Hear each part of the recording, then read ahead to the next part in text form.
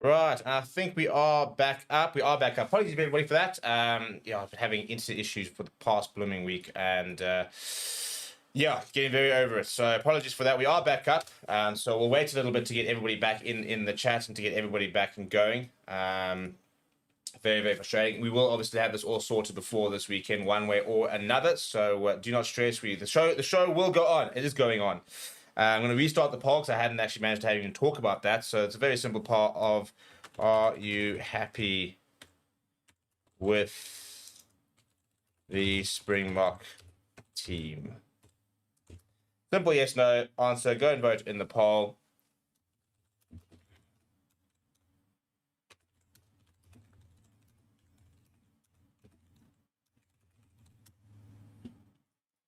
And let me know. But we were talking about Stashfam Ngomazulu and him starting at 10 and being backed as a 10, and how important it's going to be for him to use the experience around him. I think that was sort of the main point we were making. This is one of the most experienced backlines with regards to the rest of the players around him. In Damien Dale, Jesse Creel being the most capped Springbok centre pairing ever. That will continue to extend that record this weekend. For example, your Kobus Reinach, who's 34 years old, World Cup winner, played, I think it's about 32 games for the Box. He's a double World Cup winner. Was part of 2019, been part of the Box quick setup for a long time. He made his debut, I think it's actually back in 2014, and then didn't play for a long time. Now back in sort of the mix, but very incredibly experienced players. I mean, he's played 200-300 games at professional level. So you then got the likes of a Willie Leroux at 15. So for me, they've given Sasha Ngomazulu the absolute best chance of succeeding this weekend by selecting the rest of the backline the way they did. I think Willie Leroux in at 15 is very straightforward pick, and again, there will always be criticism about it, but I think that's a really, really good selection. I think it was always going to be a selection, to be fair. I don't think there was ever any doubt that he wasn't going to start at 15. We don't have David Willems. He's still injured. So why would you not pick Willie Leroux? I believe Rassie has been good. But again, completely different type of player, offers you different things. Willie Leroux, all that experience with the young 10. So I think that's where I'm maybe the most excited about this squad, is that not only are they backing Sashfami Ngomazulu, but they've given him all the opportunity and the tools around him to try and thrive. It's a good pack as well. For example, it's a pretty experienced pack. Albert Lowe not as experienced, but Oxenchair, Bongi, Manami, France, Maheba, they've all been around the block. As of Sia Khaleesi, Peter Steph, the toy, even Ed Smith, Arceus name. And we're talking about 6 of those 8 players are double World Cup winners. And the other one, Oxenchair, is a World Cup winner and a definite starter. So it's a nice combination of youth and experience. And we're going to go through the team and sort of the stats and stuff like that in a little bit, in terms of the experience, and look at where the experience is and some of the thinking about it. Let's go to some of the comments. So Carly was saying, I wonder if this may be because his attacking game best complements Tony Brown's attack. Well, I think this is the interesting thing, because there's talk about what's going to happen with Mani Libbok.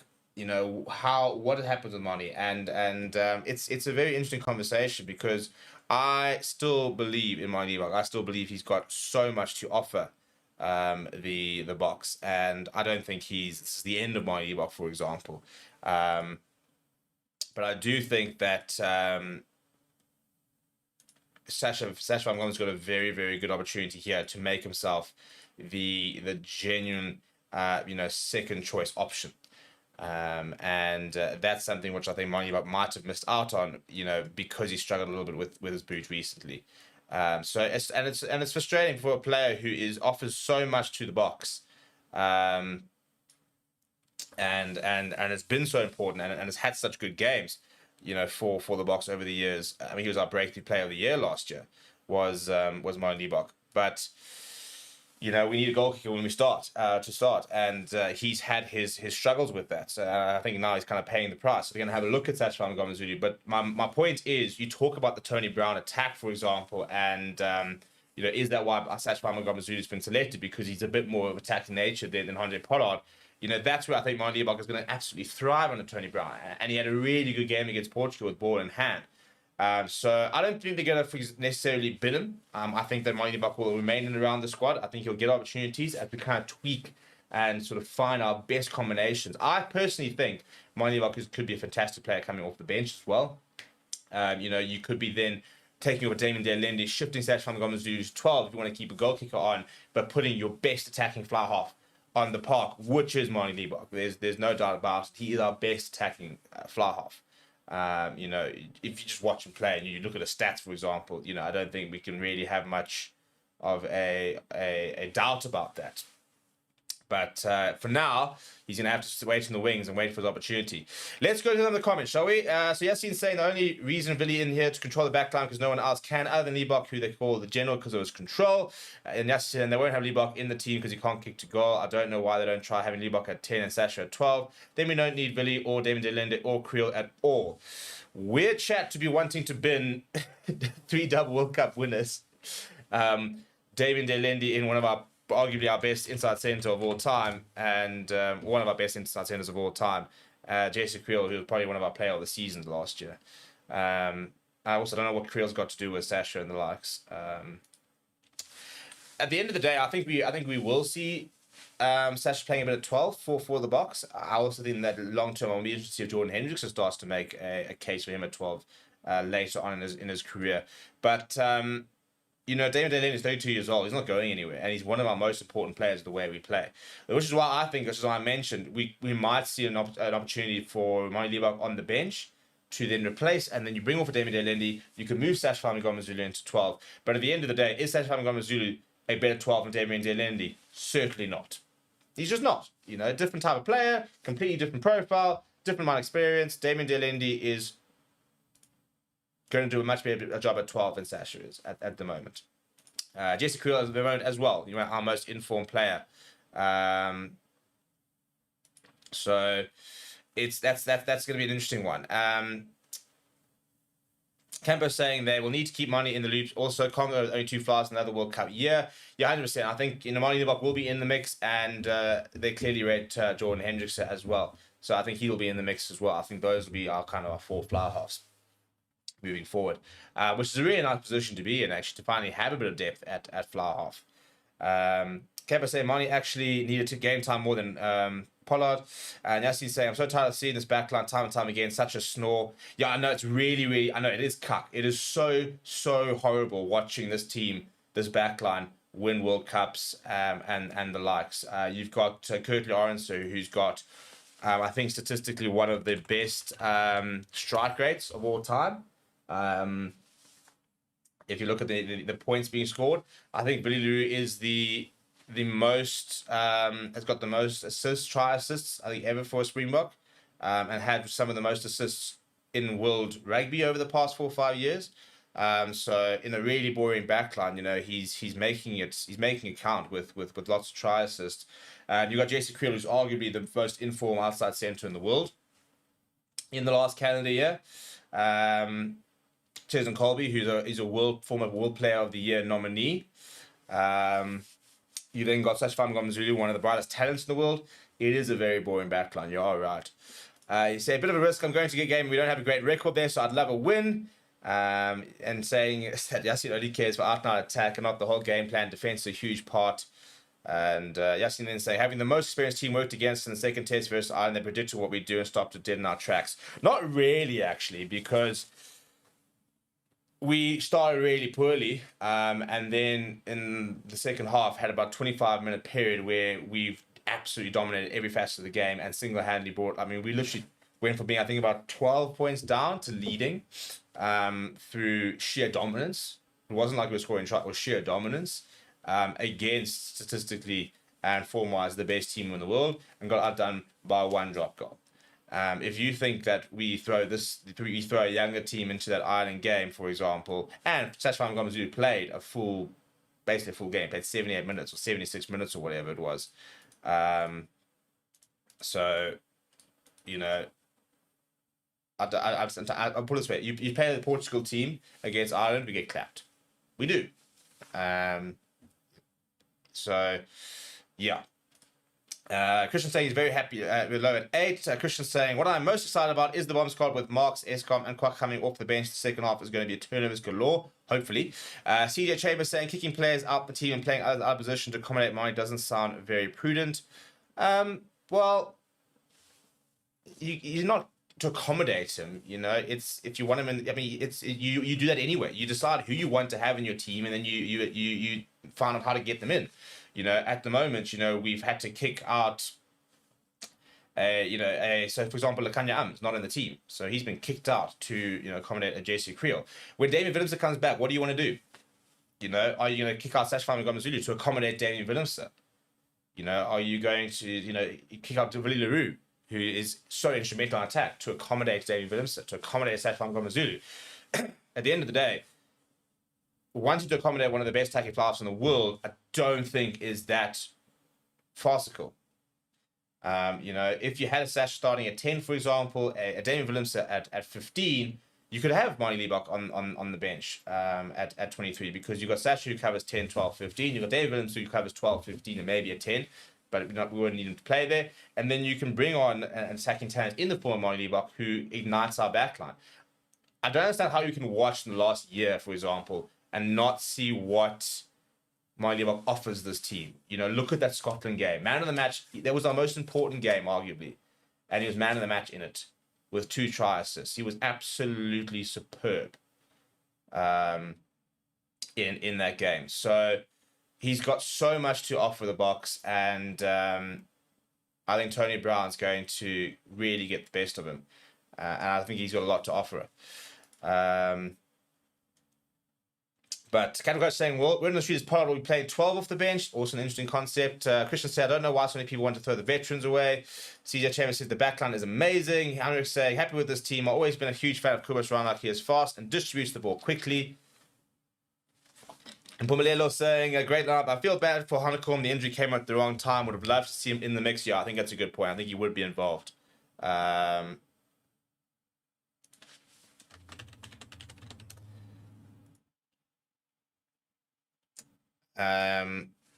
And then Campus saying, what about adding Angelo Davis to the group? He sits down much bigger players who might need to start blooding more young wingers. I don't think he's actually that young, you know, to be honest. How old is Angelo Davis? 25. Yeah, that's fine. We've got Edwin Amerva, I suppose, who in theory would have been part of the squad. I do think it's it's such an interesting one, isn't it?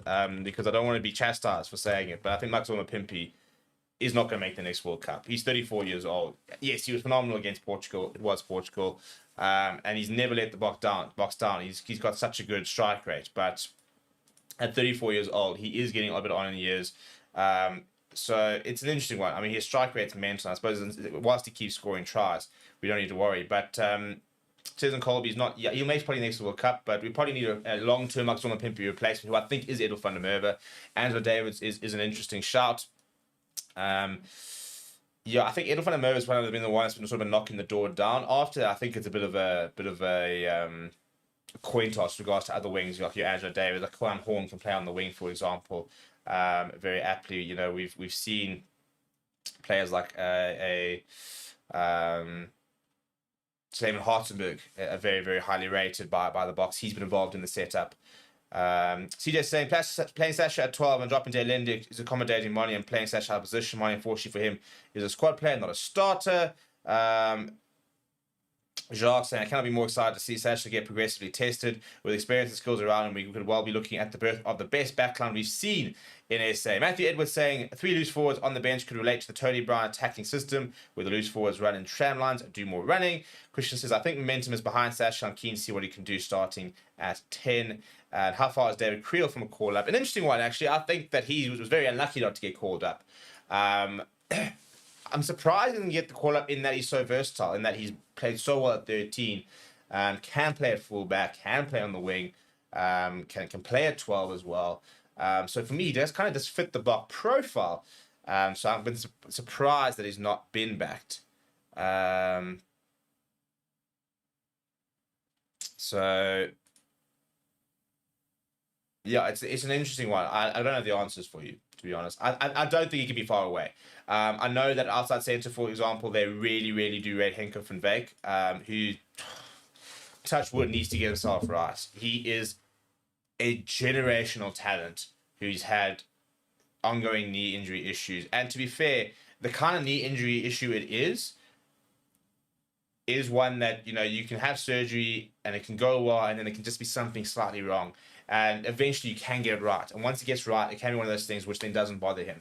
And I think that's kind of where they were at. I think, it was something that was bothering them. And then they decide long term, we've got to get this right. We've got to get a career out of Henko van Wyk. Because he is really, really special. He really is. He's just 23 years old. He's got plenty of time to make it. But I know that's somebody that they really do very, very highly rate. And Pumelelo saying we have to be careful about pushing for new blood. Yes, we need to refresh the team, but the young players need to take those jerseys from the senior players and not get them handed to them. I like that. I like that a lot. I think it's a good point. So let's go through the side, shall we? And I'm going to change things slightly. I'm going to move to this view because now we can have a look at, first of all, obviously there is the team. But we're going to go through sort of the experience and some of the likes over there. And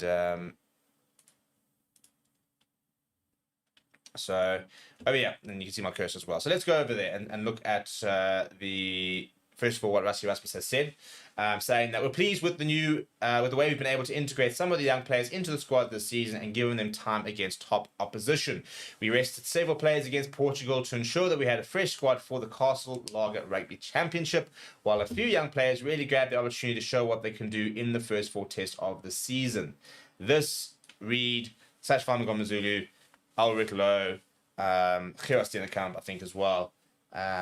Players who really, really impressed. I think Ben Jason Dixon falls into that category. So you see over there being mentioned, and we'll go through it now.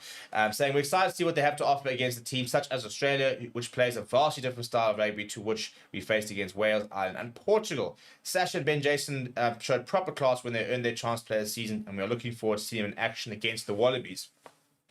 My boy Ben Jason Dixon being identified and being shouted out by Rassie. Ben saying that this kid is special. Speaking about the test, apparently over here, saying we only face Southern Hemisphere teams in the Castle Lager Rugby Championship now, so we know they'll pose a completely different challenge to the sides we faced to date. They're also playing on their home turf, where they had a good track record against us in the last few years, so we know it's going to be a massive challenge. Let's have a look at the team, shall we? Because this is where we're at. Now, Billy LaRue, 95 caps. We'll make it 96 this weekend, 97 the weekend after. If he were to play against both All Black tests, he'd be a 99 after that. He could very well make his 100th appearance for the Boks during the Rugby Championship. And I think he'd be such a deserved player to get to 100 caps. I really do. I think he's been an unsung hero for a long, long time. But there we go. And this is the nice thing we talk about. So Jason Colby, 32 caps, got 15 tries to his name. Jesse Creel, 71 caps. Damon Delende, 81 caps, 152 caps between those two. Also the most experienced centre pairing ever. Jesse Creel, remember, I always love how Jesse Creel is, called that boring, just defensive outside centre, has scored 16 tries. In his 71 caps. And by the way, he's actually recently not scored as many tries, but at one stage his strike rate was actually really, really good. Curtly Lawrence there, 15 tries in 18 games. Scores tries for fun. But there is the inexperience, isn't it? Ulrich Lowe and Sashfam Ngomazulu both with just the 4 caps to their name. Sashfam Ngomazulu playing all 4 of those this year. Ulrich Lowe played 3 of those back in 2022, I think it was, yeah. And then got his 4th against Portugal. PSF Toy 79 caps. Sia Khaleesi gets ever close to that 90 mark, where I think he will be by the end of the year. Arcus Neyman racking up 37. Eben Etzebeth, the most experienced player, but quite a long way with 122 caps. Frans Maherbe, 72 caps. I think he's on his way to becoming the most experienced prop, second most experienced prop ever after Mr. Beast and Tawarira, and one of the most experienced front rowers ever. In a Bok history. Bongi Benambi, 71 caps there. Oxenchair, 31 caps. Off the bench, plenty of experience with a bit of mixture of experience. So you got Malcolm Mark, 67 caps, and Vincent Koch with 52 caps. Chaos did up with the less experience there with 3 caps. Then got Ben Jason Dixon, the newbie on the block with 2 caps to his name. Marco Verstappen with 20 caps. Quokka Smith coming here to that 50 caps. So cool to see a player who some people thought, was never going to make it in the 15s game, was too small, etc., etc., etc. Well, he's very well going to become a 50 cap Springbok. Grant Williams with 11 caps so far, and Honje Pollard with his men's experience, 732 points, 7 tries, 98 points from conversions, 98 conversions, 162 penalties, and 5 drop goals. Let's have a look at some of the stats in the fact, shall we? So if we look at the Springbok record, it's not phenomenal, to be perfectly honest. Played 93, 150, lost 40, drawn 3. Our biggest win margin was back in 2008 with 45 points. The highest score was 61-22 back in 97. We have a 53.8% win rate. That is overall. In Australia, it's horrible. It's horrible. This will be Emirates Best 123rd test, leaving him 4 appearances away from equaling Victor's Matfield 127. By the end of this rugby championship, Emirates Best will be the most capped Springbok ever, I believe, if not by the end of the year. Frans Mahouba will extend his number of starts at Tide Prop to 60 tests, trailing only 10 down Tauri with 102 and also run at 75. That starts, for example, as opposed to games. And as mentioned, Jesse Creel and Damien Delende are going to extend their record to 31. Chisholm Colby needs 4 points to reach 100 points. Should Quokka Smith take the field, he needs only 6 more test caps to join the 50 club. And Villeroy will take another step closer to becoming a Springbok Centurion with his 96th cap this weekend. The total test caps for the Springboks lineup is 836. 335 in the back line, 501 back in the forwards. So normality being restored compared to the side that took on Portugal, where that was kind of the opposite. There are 269 on the bench. So the average caps per player in the back line is 47. The forwards are 62, whilst the average on the player is 33. So it's very nicely mixed with regards to the amount of experience that we do have. And it's very good to have that kind of amount of experience available. So it's a cool. I think it's a very nice mixture, and I think that this team is set up nicely to win the rugby championship, and I really mean win the rugby championship. I will not be happy with a second place. I think with the draw, with the team, with all 3 other teams being in transitional periods, we've got to go out and dominate this rugby championship. Really put down the marker, show everybody who we are. And come on with another trophy. Everybody keeps talking about it's only the World Cup that matters. I think that's nonsense. I think there is far more to rugby than just the World Cup. Yes, it is the pinnacle of the sport. But there's so much more to just the World Cup. I cannot just not watch rugby for in between 3 years thinking, because for example, you spend the next 3 years trying to win the next World Cup, then you don't win the next World Cup, and then you spend the next 3 years winning the next World Cup. You've now wasted like 7 years or 8 years almost, where you're not going to win anything trying to win a World Cup. So I keep saying it, I've been saying a lot this year, we can do both. We've got the depth, we've got the talent, we've got the ability, we've got the coaching staff, we've got the IP we need to win rugby championships, as well as contend for the next World Cup, as well as win incoming tours, for example, and the likes of that. Get the Freedom Trophy back. It's what Tata Madiba would want us to do. Come on. Go forth and beat the All Blacks twice in South Africa. Let's go and make this dominance and this reign of Springbok rugby the greatest ever, because it can be. But yeah, we're gonna wrap up there, people. Apologies for the earlier issues. We will, as I said, have it all sorted for this weekend. We will be live tomorrow, as well as on Thursday. And then obviously we'll be live this weekend for the watch along. So we'll see you guys all then. Please do smash a like on the video. Please do subscribe to the channel as well.